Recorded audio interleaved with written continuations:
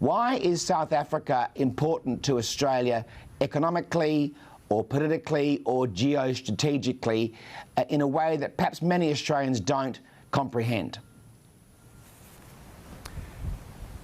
Yeah, I mean, Australia and South Africa do share important and meaningful economic and cultural and historic ties. Those ties are probably declining with each passing year, and it's difficult to imagine a world in 10 years' time where Australia and South Africa are closer together, whether as societies or as countries. But South Africa is incredibly important in Australia, and that's because it serves as the road less travelled for us.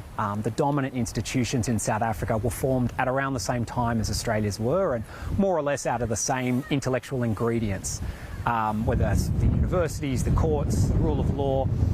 But obviously the trajectories of the two countries diverged dramatically.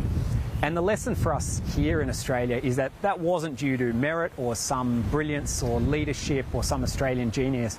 It was actually just due to demography. South Africa's institutions are obviously created to be exclusive.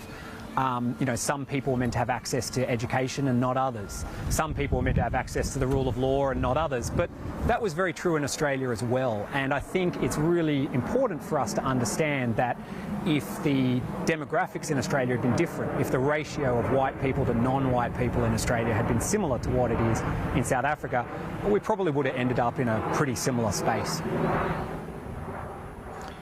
So you're suggesting that if the Indigenous population in Australia had been much, much higher as a proportion of our overall population, as the black population in South Africa was much higher, that our history would have been different and more like South Africa's? Is that what you're suggesting?